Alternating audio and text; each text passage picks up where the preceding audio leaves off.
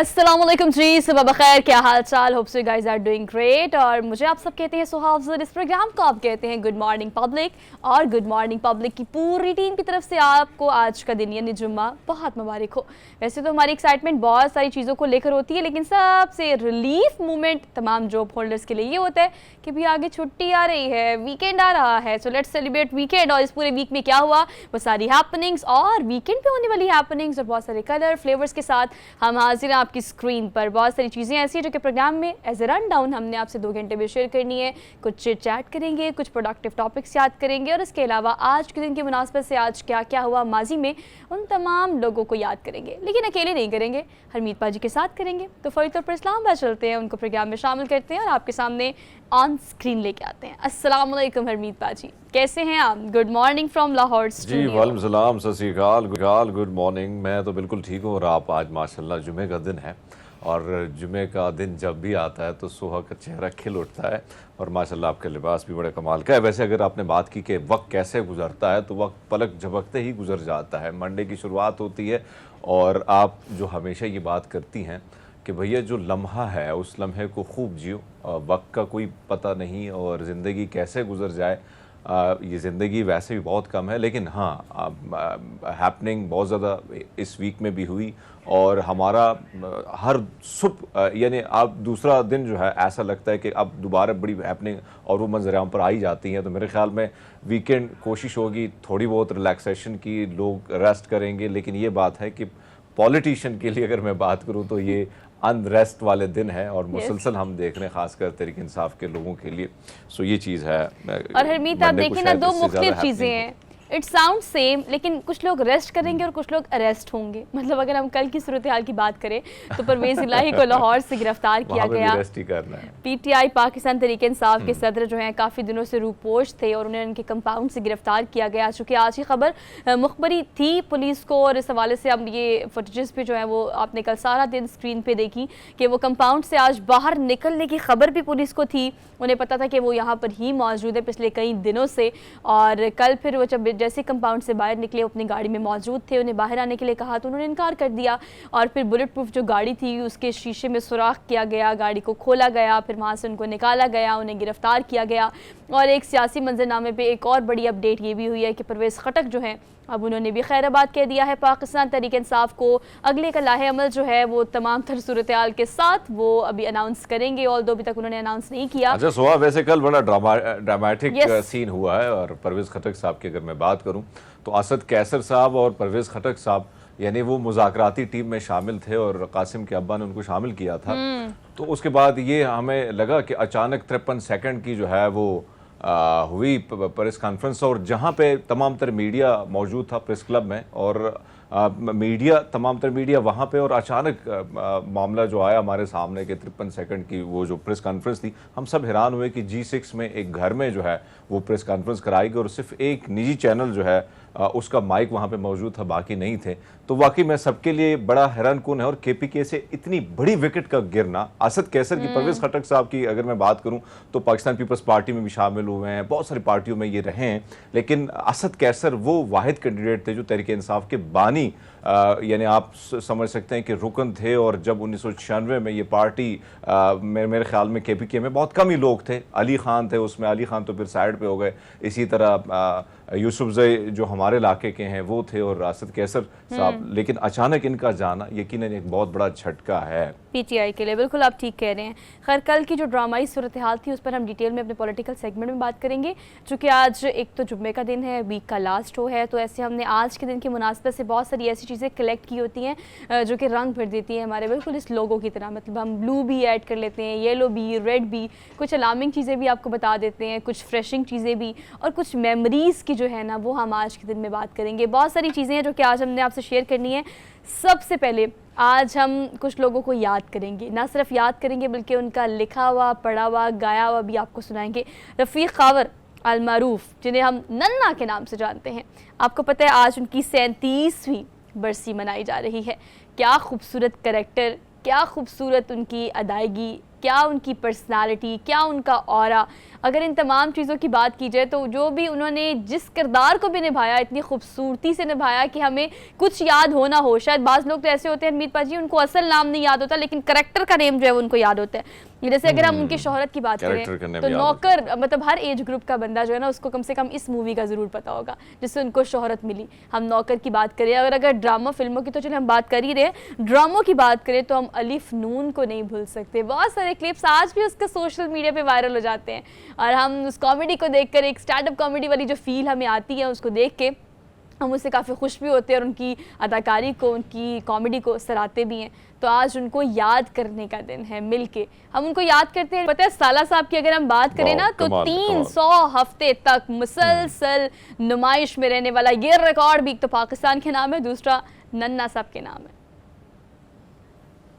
वाह कमाल है। लेकिन आपने जो बात की, अगर नन्ना साहब की बात की जाए, बहुत सारे लोग ऐसे कैरेक्टर, एक ऐसा कैरेक्टर वो निभा देते हैं जिसकी वजह से वो नाम और उनका वो किरदार वो हमेशा के लिए अमर हो जाता है। और आपने दुरुस्त फरमाया कि रफ़ी खावर साहब जो हैं उनको उस नाम से बहुत कम लोग जानते हैं, लेकिन नन्ना के नाम से वो काफ़ी इंडस्ट्री में वो काफ़ी जाने जाते थे। और मुझे ख़ुद भी याद है कि बहुत सारी फिल्में ऐसी थी जो हमें, आपको याद है कि थर्सडे की नाइट को फिल्में लगती थी पीटीवी पे, और उस वक्त बहुत छोटे छोटे हुआ करते थे और फिल्म का बड़ा इंतज़ार होता था। एक ही टेलीविज़न होता था पूरे पाकिस्तान में और फिल्म जो है वो देखने की इजाज़त भी आपको उसी रात को 11 बजे मिलती थी। सो बहरहाल पूरी फैमिली बैठती क्योंकि सुबह जुमे की छुट्टी होती थी। तो उस वक्त ये फिल्में जब आती थी और टेलीविज़न पर हम देखते थे तो यकीनन इनका जो किरदार था उसमें सीरियस या कॉमेडी को आप मिला दें तो मेरे ख्याल में हर जो किरदार इन्होंने निभाया वो बखूबी निभाया। और मुकालमा, ये बहुत बड़ी बात होती है कि डायलॉग को कैसे आप डिलीवर करते हैं, उस मौके के मुनासिबत से डिलीवर करते हैं तो मेरे ख्याल में। और एक्सप्रेशन सबसे बड़ी बात होती है अदाकारी में, एक्सप्रेशन को काबू कर और एक्सप्रेशन का इजहार करना हर अल्फाज के साथ और कैरेक्टर के साथ, उस कैरेक्टर में उसी तरह घुस जाना, ये एक अदाकार की बड़े अदाकार की बड़ी अलामत होती है। तो मेरे ख्याल में आज वो नहीं रहे, लेकिन आज भी वो हमारे जितने भी दुनिया भर में उनसे मोहब्बत करने वाले लोग हैं, पाकिस्तान फिल्म इंडस्ट्री से जुड़े लोग हैं, उनके दिलों में वो आज भी जिंदा है। बिल्कुल ठीक कह रहे हैं। और आज उनको याद करने का मकसद भी हरमीत पाजी यही है कि हम उनके लिए एक तो दुआए खैर करते हैं, उनकी तमाम खिदमात को, वो कॉमेडी की सूरत में हो, अदाकारी की सूरत में हो, लोगों को हंसाने की सूरत में हो, हम खराज अक़ीदत, खराज तहसीन पेश करते हैं। तो आज उनको याद करने का दिन है। लेकिन एक और ऐसी बहुत सारी वैसे शख्सियात है, अगर हम बैठ कर 1 घंटे का भी 2 घंटे का भी प्रोग्राम करें तो वो कम हो जाएगा सिर्फ उन शख्सियात को याद करने का जो कि पाकिस्तान का कीमती असासा रहे हैं।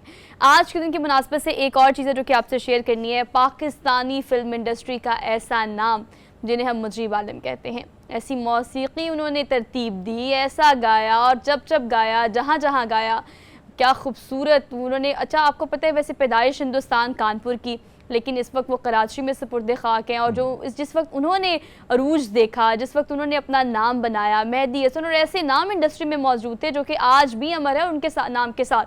अब उन तमाम लोग के साथ काम करना और फिर उनकी मौजूदगी में अपना नाम बनाना, मतलब उनका वो गाना जिसमें वो मेरे सामने तस्वीर बने बैठे हैं, मतलब आप देखिए जब उन्होंने ये गाया तो अब मतलब इस एज के भी आपको तो इस जो जनरेशन है वो भी उन्हें याद करती है उनके इस किस्म के गानों की वजह से। आपको तो हरमीत पाजी मुझे ना इस तरह की मूवीज़, गाने और ये जो कलर अभी स्क्रीन पे हम दिखा रहे हैं मुझे देखकर वैसी बहुत एक अपनायत सी फील होती है।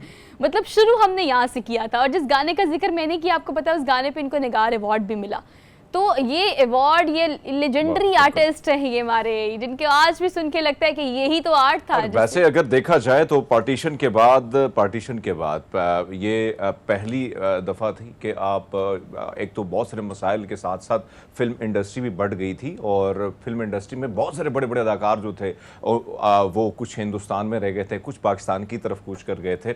लेकिन उस वक्त इंडस्ट्री जिस उरूज से जा रही थी और पाकिस्तानी फिल्मों की नुमाइश बॉर्डर के उस पार भी होती थी। और अगर आप इनको सुने, जितने भी इनके सॉन्ग्स हैं, जिन्होंने मुजीब साहब ने जितने भी गाने गाए हैं वो कमाल के गाए और वो सिर्फ ना पाकिस्तान में मकबूल हुए, वो हिंदुस्तान में भी उसी तरह पजीराई इसको मिली। और यही वजह थी कि अगर आप देखें तो बहुत सारे लोग इनको उस वक्त कंपेयर किया करते थे कि रफ़ी साहब की तरह ये गाते हैं। तो यकीनन ये बहुत बड़ी बात है, बहुत बड़ी एजाज़ की बात है। और आज अगर हम देखें तो उनके वो गाने आज भी उसी तरह उनको गाया जाता है, उसी तरह उनको याद किया जाता है, उसी तरह उनको सुना जाता है, उसी तरह उनको सराहा जाता है। यकीनन पाकिस्तान का कीमती एहसास तो हैं, लेकिन हमारी तारीख़ में बड़ा अहम किरदार है उनको, तो उनको आज याद करने का दिन है। उनके लिए गुड मॉर्निंग पब्लिक की पूरी टीम की तरफ से दुआए खैर। चूँकि हमने उनको याद किया, अब हमने आपसे एक ब्रेक ली। ब्रेक के बाद आपको पता है हमारा फेवरेट सेगमेंट जिसे हम डेली डोज कहते हैं, उस पर इंटरेस्टिंग खबरें शामिल करेंगे। So you have to keep watching good morning public. Welcome back after the break. Break छोटी हो या बड़ी हो, ज़िंदगी में ब्रेक लेनी चाहिए। और अगर पूरा हफ्ता कोई ब्रेक नहीं ली तो इस वीकेंड पे एक दिन आपने अपने लिए ज़रूर निकालना और कुछ ऐसा प्लान करना है जिससे आपको थोड़ा सा ब्रेक मिल सके आपकी पर्सनल लाइफ से, आपकी प्रोफेशनल लाइफ से। वैसे बहुत सेल्फिश सी बात है हरमीत, लेकिन पता नहीं हम कितना ज्ञान और कितना सबक देते हैं इस हवाले से कि खुदारा इस चीज़ को सोचें, try to love yourself, अपने आप से मोहब्बत करें, ये बहुत ज़रूरी है। अपना ख्याल रखें, अपनी सेहत का ख्याल रखें, टाइम से उठें, टाइम से सोएं। एक दिन ये प्रैक्टिस करके देखें, you get used of it, आपको मज़ा आएगा। मेरे और हरमीत पाजी की तरह सुबह सुबह उठ के हम आ जाते हैं और आपसे बातें करना शुरू कर देते हैं। ऑल दो आज कुछ अच्छी और इंटरेस्टिंग बातें आपसे शेयर करने के लिए, जिसे हम कहते हैं डेली डोज। तो आज फ्राइडे का आपको देते हैं। पहली खबर हमने आपको देनी है बेसिकली आर्टिफिशियल इंटेलिजेंस। ये तो अब हमारी रोज़मर्रा ज़िंदगी का एक अहम एसेंशियल पार्ट बनता जा रहा है, लेकिन कुछ पिक्चर्स हमारे सामने इंटरनेट पे ऐसी आ जाती हैं कि हम उसको देख के दंग रह जाते हैं। इलॉन मस्क जो हैं वो आपको पता है हमेशा खबरों की ज़ीनत रहते रहते हैं, कभी कभी अपनी हरकत की वजह से, कभी अपने बहुत पैसे की वजह से, ट्विटर की वजह से। लेकिन अब आपको पता है वो किस वजह से फेमस हो गए हैं जनाब? उन्होंने शेरवानी पहन ली है। अब ये ना पाकिस्तान के वज़ीर आज़म की शेरवानी है, ना ये दुल्हा बनने की शेरवानी है, लेकिन एक दफ़ा उनको शेरवानी में देख के लड़कियों ने तो कहा oh my God he look so handsome, और वो कितने ज़बरदस्त लग रहे हैं बहुत अच्छे लग रहे हैं अनमीत। वैसे ये बिल्कुल आपने वैसे तो फरमाया, एलोन मास्क की अगर बात की जाए तो हमेशा खबरों में रहने की कोशिश भी करते हैं और उनको अच्छा भी लगता है। बहुत सारे इंटरव्यूज उनके हमने पढ़े भी हैं, देखे भी हैं, सुने भी हैं, तो उसमें बारहा ये चीज़ हमने देखी है कि उनको बड़ा अच्छा लगता है कि वो किसी न किसी तरीके से या तो कंट्रोवर्शियल रहें या किसी न किसी ऐसा। अब आपको याद है कि कुछ दिन कबल उन्होंने रोबोट एक ऐसी बीवी तैयार कर ली है कि वो रोबोट है और वो उनके साथ भी उनकी कुछ तस्वीर मंजरेआम पर आई। इसी तरह माजी में आपने देखा कि ट्विटर को जब उन्होंने टेक लिया और उसके ऑनरशिप सारी चीज़ें उन्होंने ली, तो उसके बाद भी बहुत सारी चीज़ें जो है उनके हवाले से खबरें चलती। लेकिन हाँ, ये शेरवानी का टच जो है ये बड़ा खूबसूरत भी है। वैसे अगर हम देखें मशरक़ी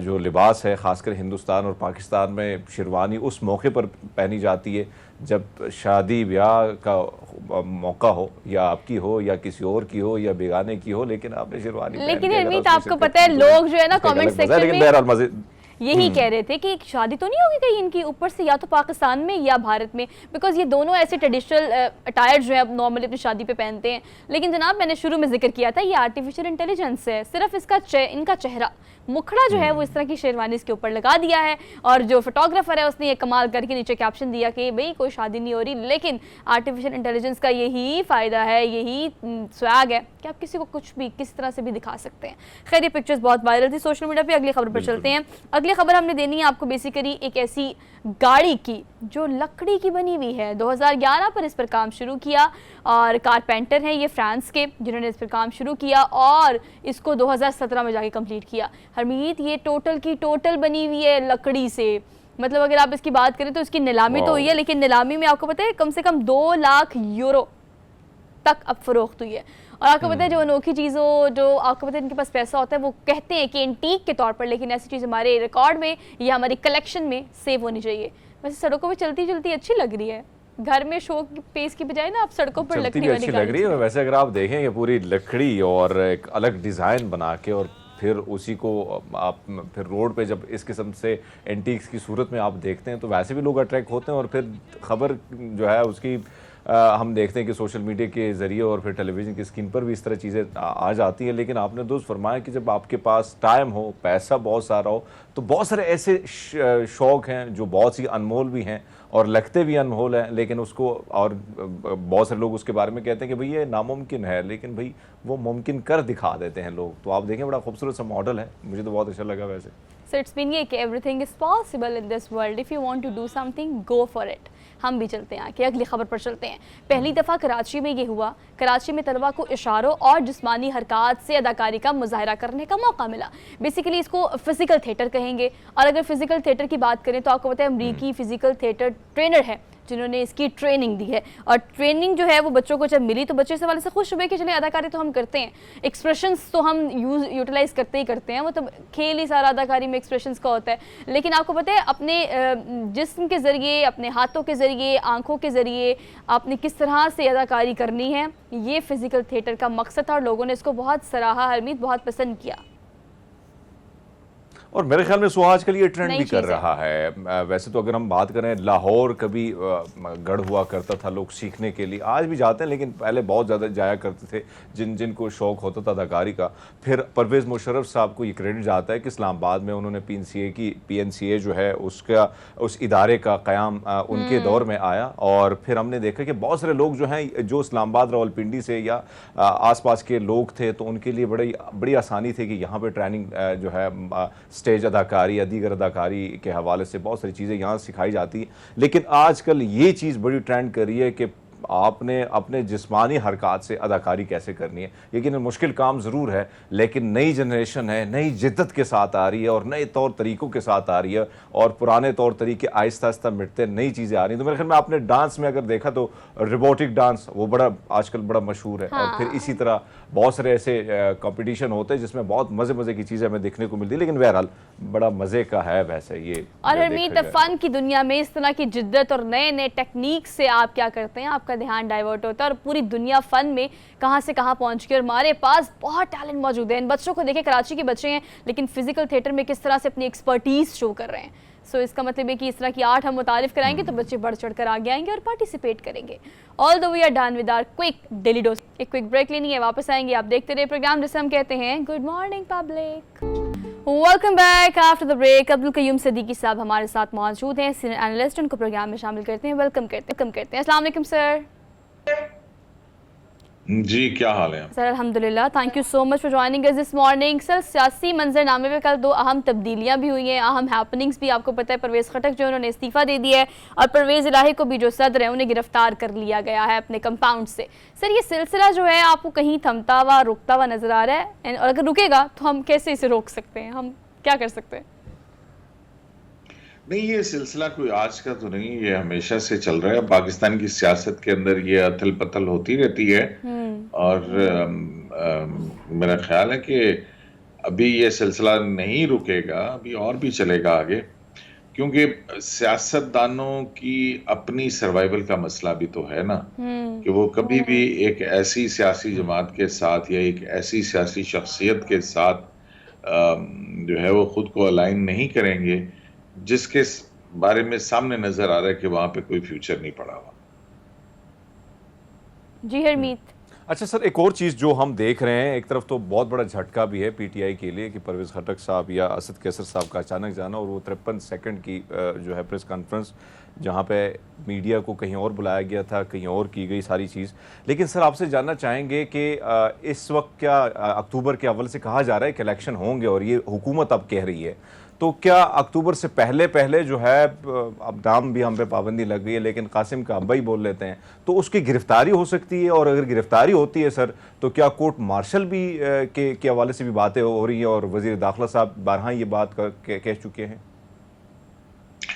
देखिए हरमीत, बात तो ये है कि जो इंफॉर्मेशन है ये किस चीज़ की बुनियाद के ऊपर होगा, फौजी अदालतों के अंदर कासिम के अब्बा का ट्रायल, तो वो कासिम के अब्बा का ट्रायल जो है वो अब अभी तक की जो आपने देखा है कि जो कोर कमांडर लाहौर के पर हमले करने वाले लोग हैं और फिर यहाँ पे इस्लामाबाद के अंदर या वो इंसदादी दहशतगर्दी की अदालतें थी, उसमें लाहौर में 16 और इधर 10 के करीब अफराद जो हैं उनके मुकदमात बाकायदा इंसदादी दहशतगर्दी से कहा गया कि फौजी अदालत के अंदर या मिलिट्री कोर्ट के अंदर 1952 का जो एक्ट है उसके तहत चलाए जाएंगे। उनमें अभी तक तो हमें इमरान खान हो कासिम के अब्बा का नाम जो है वो नहीं नजर आया। तो वो कासिम के अब्बा जो हैं वो जी सॉरी। It's okay sir. तो ये जो कासिम के अब्बा हैं इनके हवाले से गो के वजीर दाखिला राना सनाउल्लाह ने काफ़ी ये मुसलसल ये बात करें, लेकिन एक और बात भी है, और वो दूसरी बात जो है जो ख़तरनाक है वो ये है कि कोर कमांडर हाउस से शायद कुछ सीक्रेट डॉक्यूमेंट्स हैं, ये भी वजीर दाखिला ही का बयान है कि वो भी मिसिंग है। तो सूरत हाल बहरहाल कासिम के अब्बा के लिए वो अच्छी नज़र नहीं आती है। जी हरमीत सर, एक और चीज़ जो कल हमने देखी कि प्रैक्टिस एंड प्रोसीजर बिल का जो मामला था उस पर अटार्नी जनरल साहब के जो ने अदालत को बताया कि इसमें मज़ीद चीज़ें देखी जा सकती हैं, और ऐसे में चीफ जस्टिस के जो रिमार्क्स थे, आपको क्या लगता है कि कुछ जो टकराव था पार्लियामान और सुप्रीम कोर्ट का, कोई कमी या कोई ऐसे कोई नरमी जो है दिखाई दे रही है सर?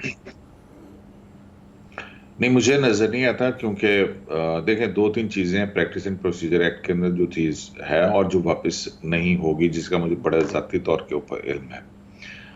असल में फड्डा ही उसके ऊपर है। एक तो वो है चीफ जस्टिस के इख्तियारात की को डाइल्यूट करने के ऊपर, उसको जो है वो 3 उसमें कमेटी ऑफ जजेस जो है उसमें तकसीम करने के ऊपर।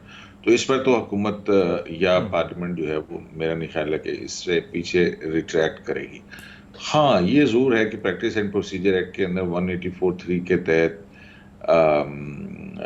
मामलात के साथ साथ बेल मैटर्स, फैमिली मैटर्स या आइली कवानीन, ये नहीं इस तरह के मुकदमात वो भी डालती कि उसका इख्तियार भी कमेटी ऑफ जजेस को।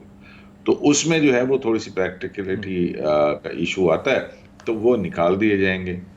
और बाकी मेरा नहीं ख्याल है कि कोई कॉम्प्रोमाइज़ इस तरह से हो सकेगा, और मैं नहीं समझता हूँ कि कोई ज़्यादा बड़ी तब्दीलियाँ आने जा रही हैं।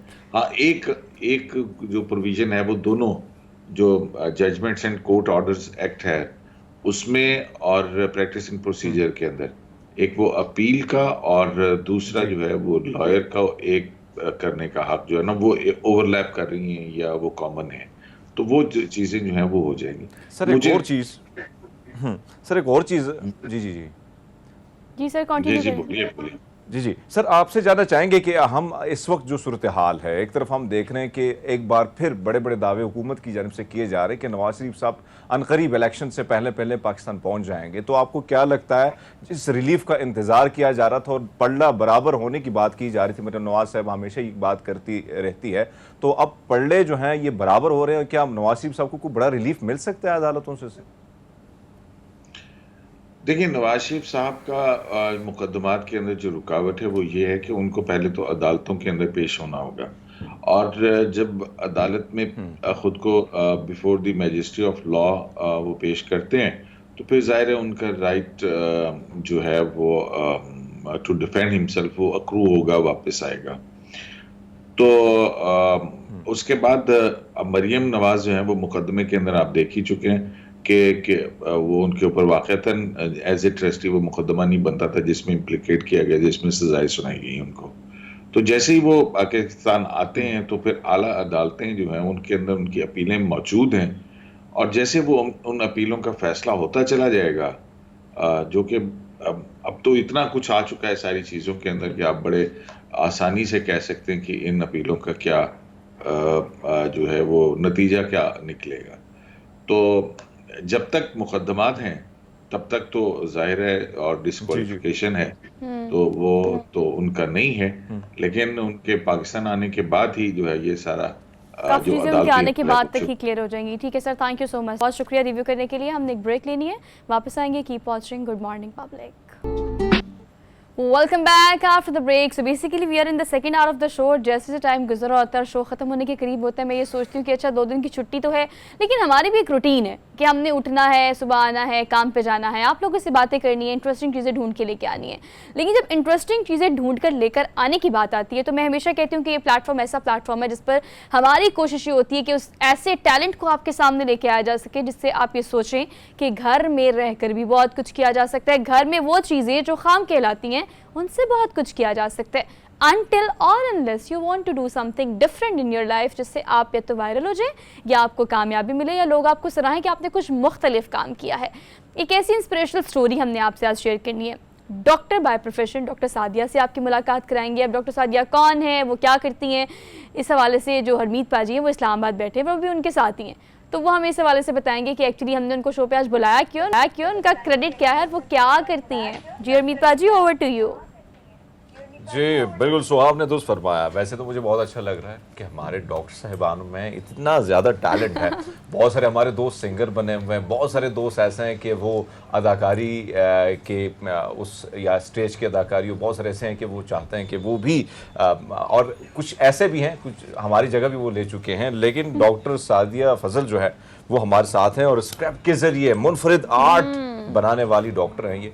वैसे ये एक तरफ डॉक्टर, फिर ये वाला सीन, क्या करती हैं आप? इसके लिए मुझे ज़रा पीछे जाना पड़ेगा। मैंने 2002 में अपना ग्रेजुएट किया, मैं ग्रेजुएशन मैंने तब की, और उसके बाद जो है मैंने एक बहुत लंबा गैप लिया। मैंने 18 साल 17.5 साल बाद अपनी हाउस जॉब के लिए अप्लाई किया। ये सब हाँ, तब मैं मतलब मैं आर्ट, बिल्कुल एक आर्ट भी करती थी, लेकिन ये मैंने एक बहुत लंबा अरसा है, उसके लिए मुझे बहुत स्ट्रगल भी करनी पड़ी, क्योंकि एक हमें लेटर मिलता है परमिशन का, उसके बाद ही हम हाउस जॉब के लिए जा सकते हैं। उसमें मुझे 2-3 एफिडेविट, सिफारिश भी नहीं थी, लेकिन ये कि इतने अरसे बाद उन्होंने कहा कि आप क्या सोच के आई हैं, इतने अरसे बाद कोई भी नहीं आता, ये आप मेरा ख्याल है फर्स्ट केस है, तो हमें अपना, तो उन्होंने अपना सिक्योर तो करना होता है अपना सारा।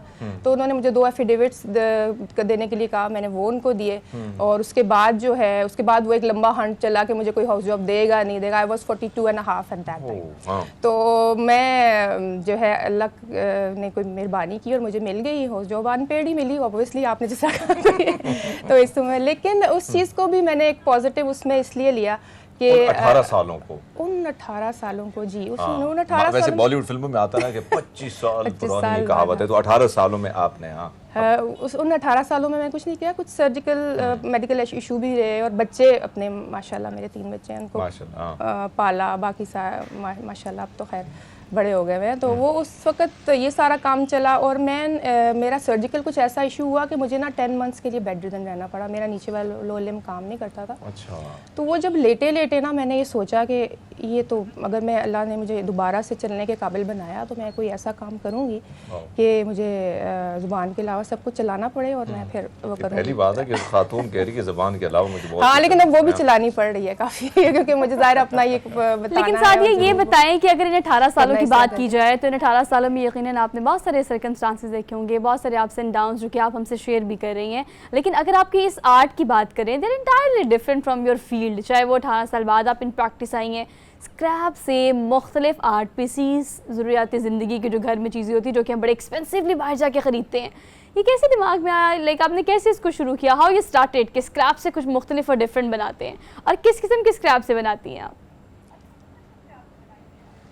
अच्छा, स्क्रैप का हवाले से मैं आपको पहले बताऊंगी, क्योंकि मैं आर्ट करना शुरू किया था जब मैंने अपनी हाउस जॉब की, अपना डॉक्टरी की लाइफ शुरू की, तो मैंने साथ ही अपनी आर्टिस्ट वाला भी वो भी अल्लाह की तरफ से कुछ प्रोफेशनल साइड पे चला गया। लेट्स ग्रो टुगेदर एक ऑर्गेनाइजेशन है यहाँ इस्लामाबाद में, वुमेन एंटरप्रेन्योर्स के लिए बहुत अच्छा काम कर रही है, उनके साथ मैं अटैच हुई, और वो फिर प्रोफेशनली भी मेरा ये सारा चला गया।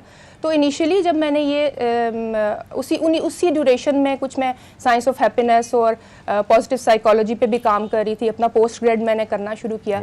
तो उसी टाइम पे ये जो है ना, बेसिकली जब एग्जीबिशंस में उनके साथ करती थी अपना आर्ट डिस्प्ले करने के लिए, तो बच्चे जो है ना वो बहुत इंटरेस्ट शो करते थे, और मैं तो बच्चों के लिए ऐसा उस वक्त कुछ नहीं था, क्योंकि ऑब्वियसली ज़्यादा तो ये कुछ लोगों ने मुझे कहा भी आप इनको आर्ट की कुछ क्लासेस इस तरह करके, तो मुझे ये लगा कि बच्चों में ना ये इनकलकेट करने के लिए कि एक तो ये कुछ ऐसी चीज़ हो जो प्रोडक्टिव हो, उनको खाली कलरिंग और इससे ज़्यादा की कोई चीज़ लेके आऊँ। तो ये आइडिया इनिशियली जो है मुझे उधर से शुरू हुआ था। फिर ये उसी इन द मीन वाइल मैं अपना पॉजिटिव साइकोलॉजी का मैंने हार्वर्ड से 3 ऑनलाइन कोर्सेज किए, क्योंकि यहाँ पाकिस्तान में तो ये कॉन्सेप्ट साइंस ऑफ हैप्पीनेस जितना ज़रूरी है उतना ही वो जा रहा है, और ये पॉजिटिवलॉजी पे काम ये ना होने के बराबर है। मेरी टीचर है, हाँ जी, डॉक्टर शगुफ्ता फिरोज, वो हैप्पीनेस पे उन्होंने कुछ अर्से से काम शुरू किया, बड़ा अच्छा काम कर रही हैं। तो इसके अलावा मुझे तो कोई ऐसा, ये बताइएगा कि आर्ट के ज़रिए, जो आपने अभी ब्रेक से पहले भी हम गुफ्तगू कर रहे थे इसी हवाले से, कि आर्ट के ज़रिए आप देख रहे हैं डिप्रेशन, अदम बर्दाश्त, माशरे में बहुत सारी चीज़ें बहुत तेज़ी से बदल रही हैं। यंग जनरेशन आ रही है, उनको भी ज़रूरत है। अब हम देख रहे हैं कि बहुत सारी और क्लिनिक्स में हम जाते हैं तो नौजवानों की बड़ी तादाद होती है। आर्ट के ज़रिए थेरेपी कैसे की जाती है और किस तरीके से की जाती है, और इसका अब तक पाकिस्तान में क्या ये पहली बार हो रहा है या पाकिस्तान में, मुझे तो याद नहीं है, मैंने बहुत कम लोगों को देखा है कि वो इस पर काम कर रहे हैं। जी बिल्कुल हमीद, ऐसा ही है। क्योंकि मैं क्लेम नहीं करती, लेकिन अभी इसी ड्यूरेशन में जब मैंने मेरा ये काम थोड़ा सा जो साइंटिफिकली ज़रा उस पे गया, तो मैंने खुद खोजना शुरू किया कि पाकिस्तान में क्या हो रहा है। पाकिस्तान में साइंस ऑफ हैप्पीनेस 2 साल पहले आ गई डिग्री, लेकिन उस पर कोई काम नहीं हो रहा है, अभी शुरू नहीं हुई है। आ गई है, UHS वाले करवा रहे हैं, लेकिन हो नहीं रहा है। तो वो आपने जिस तरह बताया कि इस तरह है हमारे माशरे में बहुत ज़्यादा, और ये थेरेपी किस तरह, अब वो बच्चों का मैंने इनिशली बताया, अभी ये पेशेंट्स की तरफ कैसे आई, मुझे सिर्फ अपना ही पता है। फ़िलहाल जो आर्ट थेरेपीज़ मैंने जब ये काउंसलिंग शुरू की, पॉजिटिव साइकोलॉजी काउंसलिंग, और मैंने पेशेंट्स को अपने जो मैं नॉर्मल अपना एलोपैथिक प्रैक्टिस के साथ ये भी मैंने उनको एक एडवाइस करनी शुरू की। इन द मीन वाइल एक साइंटिफिकली प्रूवन है मॉडल है साइंस ऑफ हैप्पीनेस का या पॉजिटिव साइकोलॉजी का, उसे पर्मा मॉडल कहते हैं। उसके 5 कोर कंपोनेंट्स हैं, जो कि आपको मैं ये बताना इसलिए चाहती हूँ कि ये किस तरीके से ये थेरेपी मुझे सक्सेसफुल लगी या मुझे बहुत अच्छा फीडबैक मिला पेशेंट से। नॉर्मल आर्ट थेरेपीज़ या रेगुलर आर्ट थेरेपीज़ जो मैं रिकमेंड करती थी, उसमें ये है कि P फॉर पॉजिटिव इमोशंस, इसमें बहुत ज़्यादा इंटरेस्ट और केयर और इस तरह की चीज़ें वो आती हैं। E से एंगेजमेंट, टोटली एंगेज होता है बंदा, क्योंकि बहुत सारा इसमें स्टफ है। एक तो स्ट्रैप लेना, फिर उसको आगे से एक प्रोसेस है पूरा। जी। और R फॉर रिलेशनशिप्स का मैं इसलिए ज़्यादा वो करती हूँ कि ये चीज़ ऐसी है ना, क्योंकि बहुत सारी चीज़ें इसमें इन्वॉल्व होती हैं, आप बहुत सारे लोगों को एंगेज कर सकते हैं। फॉर एग्जाम्पल ग्रुप, घर वाले, स्कूल, क्लास के बच्चे, मतलब इस तरह की चीज़ है।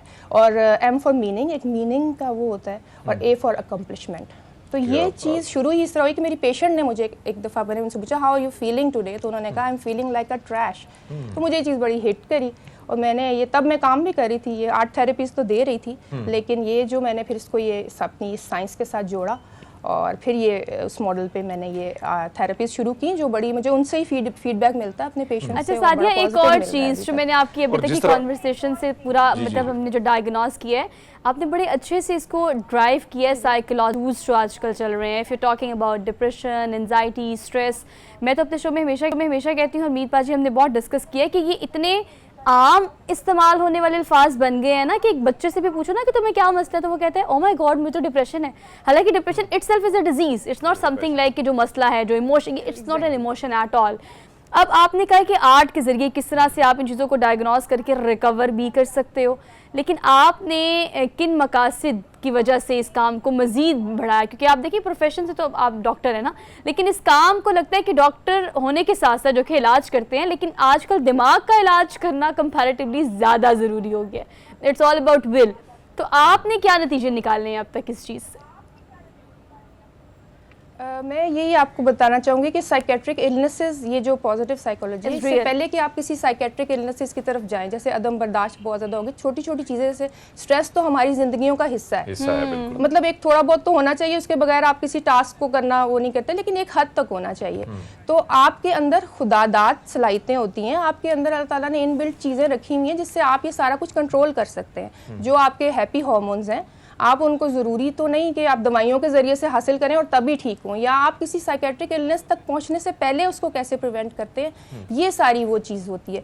आप इसको इलाज तो नहीं उस तरह, मतलब ज़ाहिर है कि अक्सर अब हमारा मेंटल हेल्थ पे बात करने शुरू हुए हैं, अल्लाह का शुक्र है कि काफ़ी ज़्यादा इसमें इम्प्रूवमेंट है, लेकिन उस हद तक आप जाने से पहले ही इसको कंट्रोल कर सकते हैं। अल्लाह ताला ने हमारे अंदर इनबिल्ट, आपके अंदर स्ट्रेंथ्स होती हैं, आप उनको फाइंड आउट करें, पॉलिश करें और उसको इस्तेमाल में लाएं।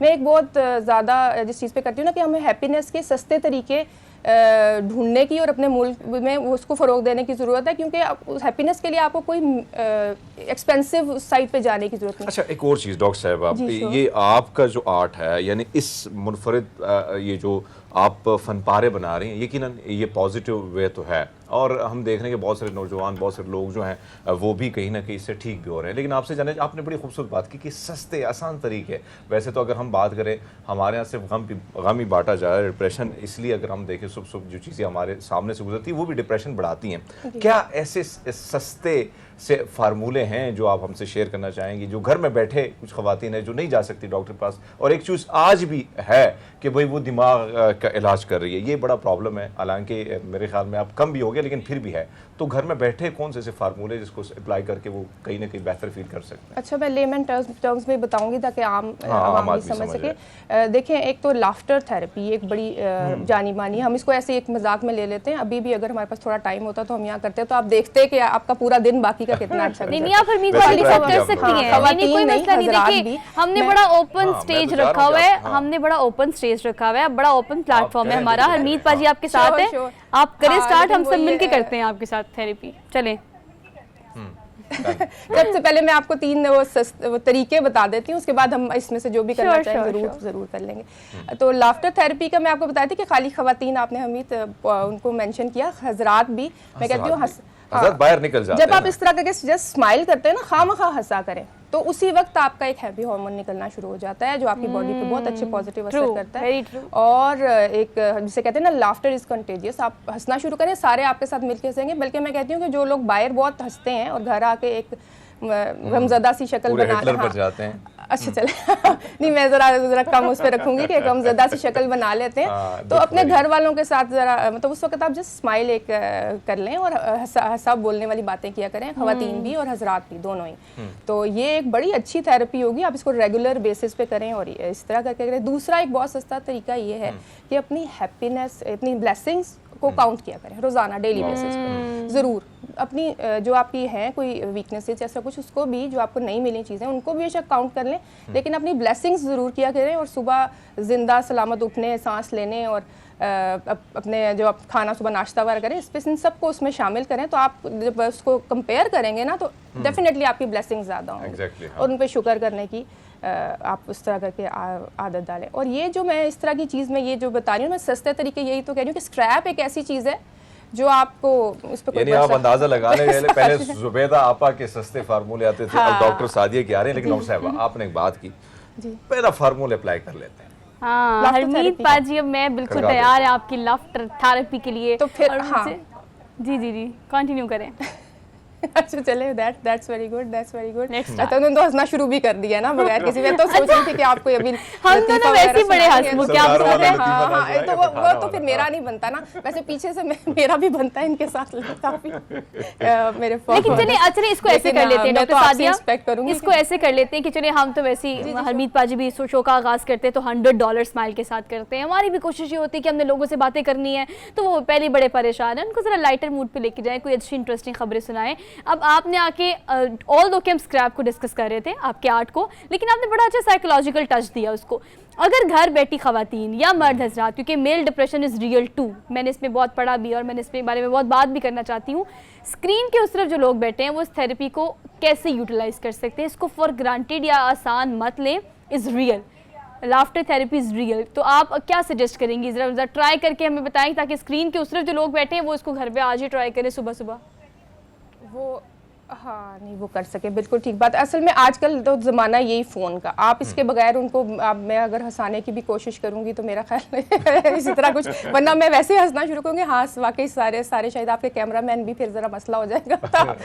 हम चाहते हैं कि सबके चेहरे ये जो, लेकिन मैं आपको ये बात बताऊँ कि वही आजकल ज़माना है ना, आप हर कोई खोलता है और उसी पे हंसता। तो मैं ये चाहूँगी जो आप अकेले चीज़ देख के हंस रहे हैं ना, उसको ज़रा अपने TV पे कर लें या किसी बड़े या सारों को मिलके वो करें और उस पर हंसना शुरू करें। ये एक बड़ा आसान तरीका है। अभी हम हंसना बेहतरीन चीज है, आप हंसते रहें और दूसरों को हंसाते रहें, ये खूबसूरत जिंदगी। ये बिल्कुल, बल्कि ये थेरेपी से ना ज्यादा लोग कहते हैं कि आप हम सारे वैसे ही हंसते रहें, तो आप सिर्फ 5 मिनट्स के दिन में किया करें तो आप इसका इफेक्ट खुद अपने उस पर देखेंगे। एक ये, और दूसरी एक बड़ी इंपॉर्टेंट चीज़ कि एक पर्पस ऑफ लाइफ ज़रूर रखें अपनी ज़िंदगी में। अपने आप को ट्रैश समझने वाले बहुत से आजकल तो खैर नौजवान हमारे बाहर उनको इस तरह की, क्योंकि मायूसी की एक कैफियत में हैं, तो उनको मैं ये कहूँगी कि वो तो इस चीज़ को, इस बात को भी शायद बहुत लाइटली लें कि आप हंसेंगे तो आपका वो, लेकिन ऑब्वियसली आपके अंदर जो हार्मोन, स्ट्रेस हार्मोन ज़्यादा हो रहे हैं या ऐसा कुछ, उसको कोई तरीका तो करना चाहिए आपको अपना ख्याल, अपनी सेल्फ केयर के उसमें ये रूटीन डालें। अच्छा डॉक्टर सादिया, आपको क्या फीडबैक मिल रहा है, और तो अगर आपके स्क्रैप आर्ट की बात करें तो आपको क्या फीडबैक मिल रहा है? Obviously we have seen like आपके बहुत सारे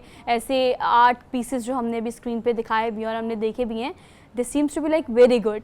तो आप बताएं आपको क्या फीडबैक मिल रहा है? लोग like people want to order और वो प्लेस करते हैं अपना ऑर्डर, या फीडबैक के तौर पर खुद कस्टमाइज भी कुछ कराते हैं? एज अ प्रोफेशन अब आपने इसको लेकर चलना शुरू हो गई हैं, तो क्या फीडबैक मिल रहा है? अच्छा, ये जो स्क्रैप रिलेटेड मेरे आर्ट है ना, ये तो मैंने बिल्कुल ये मैं इस तरह करी हूँ कि अभी 3 एवेन्यूज़ में चला गया। मैं अभी भी बच्चों के उससे करती हूँ, लोगों को मुझे मतलब इनवाइट करते हैं कि आप आके बच्चों को किस तरह तरीके से ये थेरेपी कराएंगी और किस तरीके से इनको आप सिखा सकती हैं। एक तो ये हो गया। दूसरा फीडबैक जो मेरे पेशेंट्स का है वो बहुत पॉजिटिव है एज़ कम्पेयर टू मैं, क्योंकि नॉर्मल थेरेपी देती होती थी, क्योंकि मैं खुद आर्टिस्ट थी तो मैं देती होती थी। मैंने कहती थी ट्राई करें ना, चाहे आपको आती है ड्राइंग या नहीं आती, कलर्स के साथ खेलना और चीज़ है ये सारा। और तो वो उनकी तरफ से मुझे बड़ा पॉजिटिव इसका एक फीडबैक आया। तो उसके बाद ये, और थर्ड जो एवेन्यू इसका हो गया है वो लोग मुझे इसलिए कांटेक्ट भी करते हैं, ये जो लेट्स ग्रो टुगेदर की मैंने बात की उनके थ्रू के, क्योंकि ये स्क्रैप जो है एक ऐसा चीज़ है जो इसकी कोई कॉस्ट नहीं है। तो लोग जो घर बैठी ख़वातीन हैं जो कि कर रही हैं अपने हैंडमेड चीज़ें बना रही हैं, तो उन्होंने मुझे इस हवाले से कांटेक्ट किया कि आप हमें सिखाएं ताकि हम कमर्शियली इसको, क्योंकि अब इन्फ्लेशन के हालात और सारे इस तरह के कुछ हैं कि वो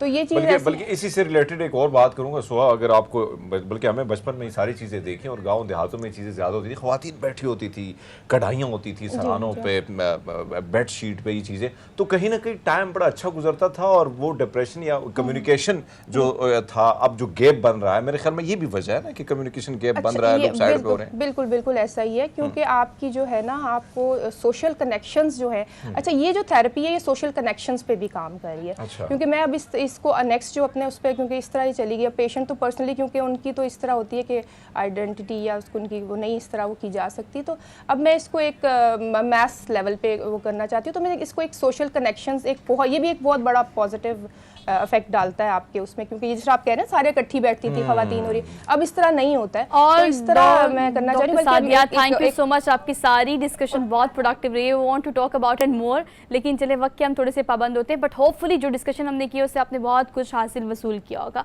1001 तरीके हैं भाई खुश रहने के।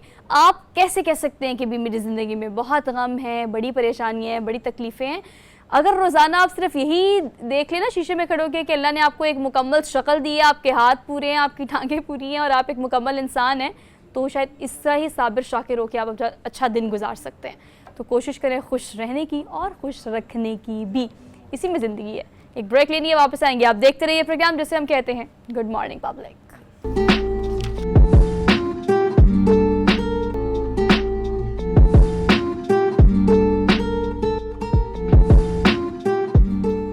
Welcome back after the break. So basically अब आ गई है ईद करीब, क्योंकि अगर हम जून के महीने की बात करें तो 1 जून के बाद आज 2 और उसके बाद अब इस पूरे महीने में ईद की तैयारियों के हवाले से हम बात करेंगे। ऑन एंड ऑफ कोई ना कोई ऐसा टॉपिक ज़रूर प्रोग्राम में ऐड करेंगे। लेकिन आपको पता है मीतवा जी, इस ईद की तैयारी जो है वो कंपैरेटिवली दूसरी ईद की तैयारियों से थोड़ी मुख्तलिफ होती है। मतलब छोटी ईद की बात करें ना, ईद उल फितर की बात करें तो भी चूड़ियाँ, कपड़े, गहने एंड एवरीथिंग।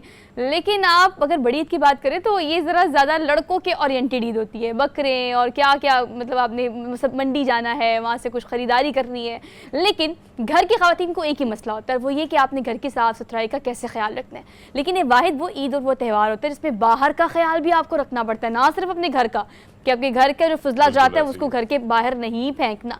इस हवाले से लाहौर वेस्ट मैनेजमेंट कंपनी जो है हमेशा अपने फ़राइज़ बड़े बाखूबी अंजाम देती है और अपना एक प्लान है जो कि लॉन्च करती है इस पूरे महीने में। तो 1 जून से लेकर 10 जून तक जो है वो ये नो टाउन्स जो लाहौर के हैं, इस हवाले से लाहौर वेस्ट मैनेजमेंट कंपनी ने एक कैंपेन चलाई है जिसके थ्रू ज़ीरो वेस्ट किया जाएगा इन तमाम टाउन्स को।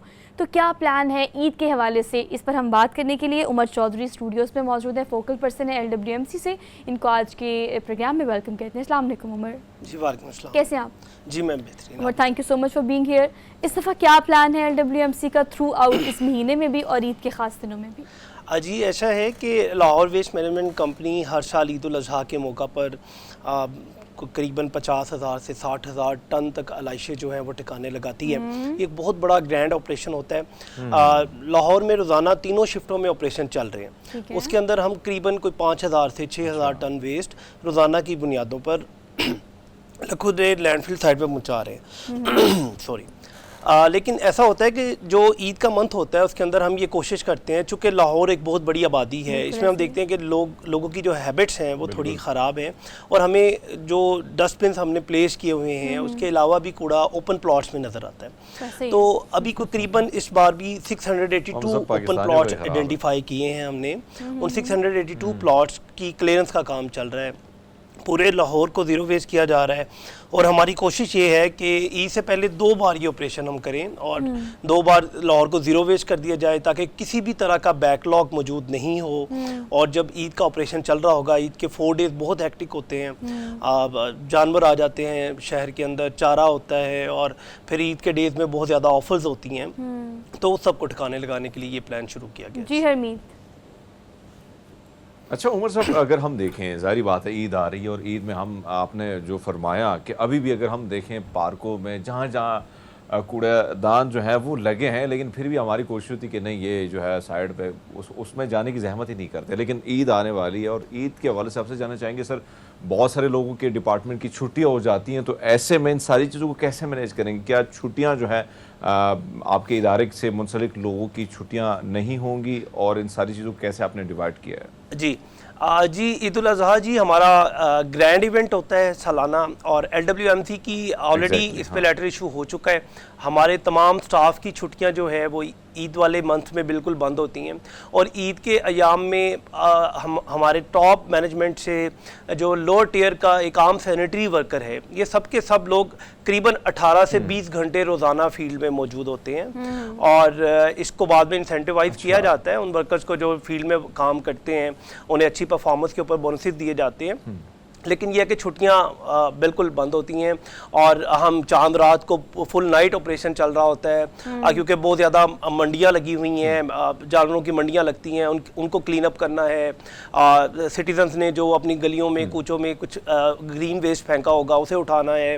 फिर अगले दिन अर्ली मॉर्निंग से कुर्बानी शुरू हो जाएगी, तो अगर वो ऑफर्स नहीं उठाएंगे तो वो बिल्कुल ही बहुत बुरे हालात क्रिएट हो जाते हैं। तो साथ एक और चीज़ है जिसको आप एड्रेस करें, इसके साथ ही कनेक्ट कर लें। सवाल ऐड करने का मकसद ये कि जिस कैंपेन का आपने बाकायदा आगाज़ किया, जो जिस प्रोजेक्ट पे 1 जून से 10 जून तक काम होगा ज़ीरो वेस्ट करने का, वो इसलिए बिकॉज पिछला बैकलॉग क्लियर होगा तो ईद पे जो बाकियात होती हैं जानवरों की, उसके लिए कोई स्पेस बन सकेगी, स्पेस बन जाती है। जी, नो टाउन्स को आप लोग कैटर कर रहे हैं, ग्रेजुअली इसको किस तरह से ऑपरेशन को लेके चल रहे हैं जी, और अवाम से चाहती हूँ मैं कि उसमें अवाम क्या कोऑपरेट कर सकती है, ये इंपॉर्टेंट सवाल है। जी अच्छा है कि जी लाहौर को 9 टाउन्स में हमने डिवाइड किया हुआ है अंडरस्टैंडिंग के लिए, आसानी से काम करने के लिए और उसकी बेटर मॉनिटरिंग के लिए। तो इन 9 टाउन्स के अंदर हमने ये किया कि हमने 2-2 दिन जो हैं करीबन बड़े टाउन्स को, किसी में 1 दिन, किसी टाउन्स को 3 दिन में डिवाइड कर दिया, और हमने अपने 9 टाउन्स को 2 सर्कल्स में डिवाइड किया हुआ है। सर्कल 1 में लाहौर है, जिसमें लाहौर का गुलबर्ग टाउन है, निश्तर टाउन है, इलामा इकबाल टाउन है, हम यूँ कहेंगे कि अंदरून, रावी और उधर के जो टाउन्स हैं वागड़, वो सर्कल 2 है हमारा। तो हम एक सर्कल 1 से और एक टाउन सर्कल 2 से 2 दिन फुल मशीनरी के साथ और हैवी मैन पावर्स के साथ वहाँ पे चले जाते हैं। वहाँ पे लोगों ने अगर डेब्रिज फेंक दी हैं, अगर वहाँ पे कुछ ऐसा डंप बन गया है, किसी के ओपन प्लॉट में लोगों ने कुछ चीज़ें डंप कर दी हैं, रूटीन में उसको उठाया जा रहा होता है, बिकॉज उसके लिए एक हैवी मशीनरी की ज़रूरत होती है, और रूटीन में एक आम आदमी अपने हाथों से शायद नहीं उठा सकता। तो फिर इन दिनों में जब ये 2 दिन डेडिकेटेडली उस टाउन में काम होता है, तो हम वो तमाम गलियों के कोने, वो तमाम ऐसे ओपन प्लॉट्स, वो तमाम चीज़ें भी साफ़ करते हैं। वहाँ पर जितने फुटपाथ आएंगे, जितनी कमर्शल मार्केट्स आएंगी, उनको बिल्कुल अच्छे तरीके से वॉश किया जाएगा। हमारी नाइट में भी वॉशिंग एक्टिविटी चल रही होती है। ज़ीरो वेस्ट के अंदर दिन 12 बजे तक हमारी वॉशिंग की जो, अगर हम देखें चौधरी साहब, आप लोग तो बड़ा ज़बरदस्त काम कर रहे हैं, जो चीज़ें टीमें आपने तश्कील दी हैं, किसी ने बड़ा खूब लिखा है, और जब भी ईद उल अज़हा का मौका आता है तो हम देख रहे हैं कि पूरे शहर जो कचरे के ढेर बन जाते हैं। कराची में या लास्ट टाइम किसी ने बड़ा ज़बरदस्त किस्म के अल्फाज जो सोशल मीडिया पे लिखे थे कि सुन्नत इब्राहिमी निभाते निभाते, अदा करते करते हम आधा ईमान खो जाते हैं। तो सर आपसे जानना चाहेंगे कि आप तो काम कर रहे हैं, लेकिन आपकी जानिब से, आपकी टीम की जानिब से क्या इंस्ट्रक्शन है आम लोगों के लिए जो कुर्बानी करते हैं, उनको क्या क्या किन की चीज़ का ख्याल रखना चाहिए? जी जी, उसमें एक तो लाहौर वेस्ट मैनेजमेंट कंपनी हर साल येलो वेस्ट बैग्स डिस्ट्रीब्यूट करती है। बड़ा आइकॉनिक एक सेगमेंट बन गया है वो हमारी ईद उल अज़हा का, तो इस साल भी जी पिछली साल की रवायात को कायम रखते हुए 10 लाख से 15 लाख वेस्ट बैग्स जो है, जिसमें बड़े वेस्ट बैग्स भी होते हैं और छोटे भी, वो डिस्ट्रीब्यूट किए जाएंगे। तमाम जो मंडियाँ लगेंगी जानवरों की, वहाँ पे वो अवेलेबल होंगे। तो शहरियों से ये रिक्वेस्ट होगी कि एक तो वो फ्री ऑफ कॉस्ट हासिल कर सकते हैं तमाम मंडियों से। तमाम 9 टाउन्स में इसके लिए कैंप्स लगाए जाते हैं, डोर टू डोर कोशिश की जाती है। यूनियन काउंसिल्स के अंदर जो रिप्रेजेंटेटिव्स होते हैं उनको इंगेज किया जाता है अपने साथ, ओपिनियन लीडर्स को इंगेज किया जाता है और ये डिस्ट्रीब्यूशन कंप्लीट करते हैं। और हमारी ये रिक्वेस्ट होगी कि शहरी उन वेस्ट बैग्स का इस्तेमाल ऑफल्स को डालने के लिए ज़रूर करें और ऑफल्स को हमेशा बांध कर जो हमारा सफाई अमला आ रहा है उसके हवाले तरीके से करें। कॉज आपको पता है स्ट्रे डॉग्स का मसला होता है, बाकी मामला होते हैं। तो अगर ऑफल्स को अनअटेंडेडली बाहर फेंक दिया जाएगा, वो गुजरने वालों के लिए भी प्रॉब्लम बनेगी और वो तफून का बाइस भी बनेगा। अच्छा उमर, एक और चीज़ एड्रेस करें कि अब वेस्ट बैग का तो इनिशिएटिव आप लोगों का बहुत अच्छा है, हम उसको अप्रिशिएट भी करते हैं और लोगों को बड़ा फ़ायदा भी हुआ उससे। एक और चीज़ आप लोगों ने इन दिनों में की है, म्यूनसिपल अथॉरिटीज़ जब ट्रांसफ़र हुई थी इब्राहिम मुराद को जो इंटरम में है, उन्होंने काफ़ी इस हवाले से कैंपेन भी की, आप लोगों को भी लूप में लिया और चीज़ें काफ़ी अच्छे, बहुत बड़े बड़े कंटेनर्स आप लोगों ने मुख्तलिफ जगह पे फिट किए हैं, फिर उसको बड़ा अच्छा कलर भी किया है, that seems to be like good, और वो लोगों ने काफ़ी पसंद भी किया था। उसके बावजूद भी जैसे आप कह रहे हैं ना कि बहुत सारे प्लॉट्स पर लोग कूड़ा फेंकते हैं उन डिसाइडेड पॉइंट्स के अलावा, मैं कहती हूँ कि अब मैंने पहले भी आपसे कहा, मैं अब भी ये कह रही हूँ कि आवाम को इसमें कोऑपरेट करना है, आवाम को इसमें आपका साथ देना है कि जी कूड़े के लिए जब एक जगह मुख्तस है तो वहाँ जाएँ, फेंक के ज़रा सा फासला ही है ना जी। तो इस हवाले से क्या प्लान है आप लोगों के? जी इस पे एक तो मिनिस्टर साहब और चीफ मिनिस्टर साहब की हिदायत के ऊपर ऑलरेडी हमने एंटी लेटरिंग कैंपेन भी स्टार्ट की हुई है। जो भी अगर कोई लेटर करते हुए हम आइडेंटिफाई कर लेते हैं कोई इंडिविजुअल है या किसी दुकान के आगे कूड़ा बिखरा हुआ है या किसी हाउस होल्ड वालों ने, घर वालों ने ज़िम्मेदारी का मुजाहरा नहीं किया और गली में फेंक दिया, तो अभी उस पर इनिशियली 1000 रुपीज़ का चालान है, उस पर 1000 रुपीज़ का फ़ाइन इम्पोज किया जाता है। और अवेयरनेस की टीमें ऑलरेडी काम कर रही हैं लाहौर वेस्ट मैनेजमेंट कंपनी की तरफ से, और डोर टू डोर हम जाते हैं, मार्केट्स में जाते हैं, स्कूलों में जाते हैं, बच्चों को अवेयर करते हैं, फैमिलीज़ को अवेयर करते हैं, तब तफरीही मकामात पे जाया जाता है और लोगों को यही कोशिश की जाती है कि लोगों को ये रिक्वेस्ट किया जाए और उन्हें ये अवेयर किया जाए।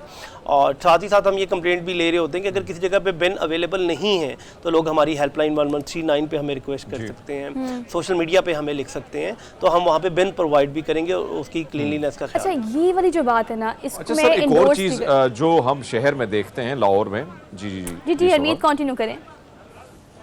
अच्छा सर, तो ट्रक आर्ट के हवाले से जो मज़ीद कंटेनर्स आप लोगों ने रखे हैं, ये इस आइडिया के हवाले से बताएगा और इसका कितना पॉजिटिव जाएगा एक मैसेज आवाम तक? जी एक ये भी ख्याल था कि पब्लिक में कंटेनर शायद बहुत गंदे से पेंट ख़राब हो जाता है, गाड़ियों से लिफ्ट कर रही होती हैं, तो एकदम से ये आइडिया आया एक ब्रेनस्टॉर्मिंग सेशन के अंदर कि क्यों ना हम इनको, ट्रक आर्ट एक वैसे भी एक ख़त्म होता हुआ आर्ट है, तो हमारे अपने ही वर्कर्स के अंदर से हमें कोई 10 लोग ऐसे मिल गए जो कि आर्टिस्ट थे जिन्होंने खुद बनाया। ये कितनी अच्छी बात है कि उनका आर्ट का शौक भी पूरा हो गया, आर्ट का शौक पूरा हो गया। और नंबर 2 हमने कोई स्कूल कॉलेजेस के अंदर जहाँ अवेयरनेस सेशन करते हैं वहाँ बच्चों की मोटिवेशन के लिए कॉम्पिटिशन्स भी रखे हैं जी। तो अभी हमने इनिशियली 200 ये जो बहुत खूबसूरत ट्रक आर्ट वाले कंटेनर्स हैं जो शायद स्क्रीन पे नज़र भी आ रहे हैं, ये हमने डिफरेंट प्लेसेस पे मेन शाहराहों के ऊपर रखे हैं ताकि एटलीस्ट लोग, इसके ऊपर बहुत ज़्यादा अच्छे अच्छे मैसेजेस लिखे हुए हैं लोगों को अट्रैक्ट करने के लिए और ये बताने के लिए कि आपने कूड़ा कूड़ेदान में ही डालना है। और उमर आप ये भी देखिए कि फिर हमारे कल्चर का हिस्सा भी है, कल्चर का हिस्सा, और फिर कल्चर के साथ साथ देखिए सफाई निस्फ़े ईमान है, इसके बारे में हमें कितना सिखाया जाता है, कितना पढ़ाया जाता है।